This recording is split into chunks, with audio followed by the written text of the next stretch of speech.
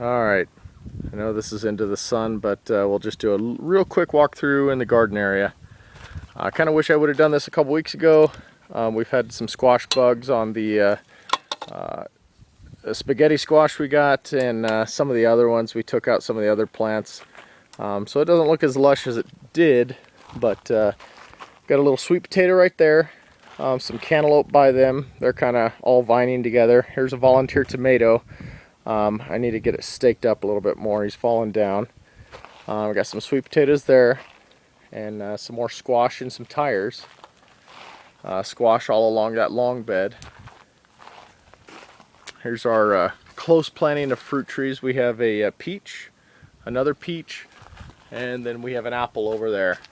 They're just 2 years old, but they're doing pretty well. We culled most of the fruit off. Here's our pepper bed.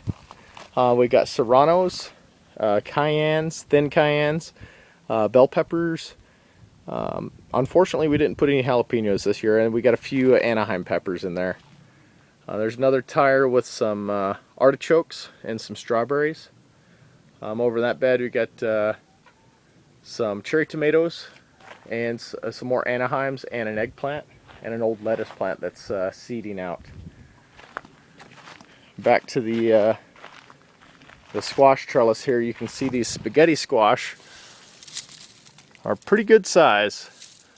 As you can see, just with they're all hanging there. They're all about ready to be picked. They're supposed to be a little bit bright yellow. We've cooked a couple and they look pretty nice. There's the squash bed. We did have some corn along here, and there's some more cantaloupe. There's our experimental tomato patch where we just planted a bunch really close together, and they really didn't do very well. Here's some bucket peppers, another little cherry tomato in this bed, some corn growing there.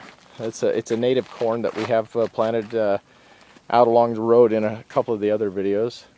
There's another tomato, another tomato. Here's some Jerusalem artichokes. They're starting to look kind of bad. The heat's pretty good on them. Those are a tuber crop, so it's the first year growing them. We'll see how they taste. It's supposed to be like a sweet potato, or I guess a potato. It's high in inulin.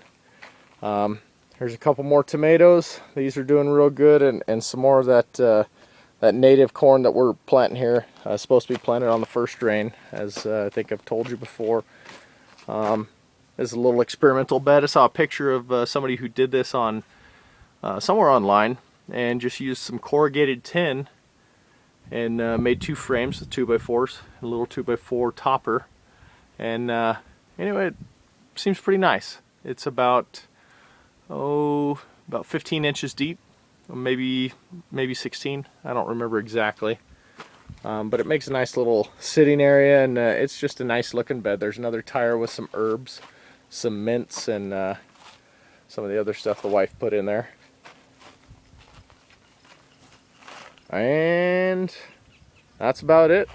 Oh, actually, one other thing we put, you'll notice this fence has corrugated tin on 2 sides, the south side and the west side, because that's where we get our predominant winds. We're up on a hilltop here, and it's not uncommon to get 60-70 mile-an-hour winds. So obviously, when we're starting stuff in the spring and the winds are really going, that fence really helps them. So, and then back to the chicken coop. And we do have a little cutout there where we can let the chickens come in about right there. And after we get done harvesting most of this stuff, we'll let the chickens come in and grab some worms and do what they do best, do a little weeding for us. And that's it.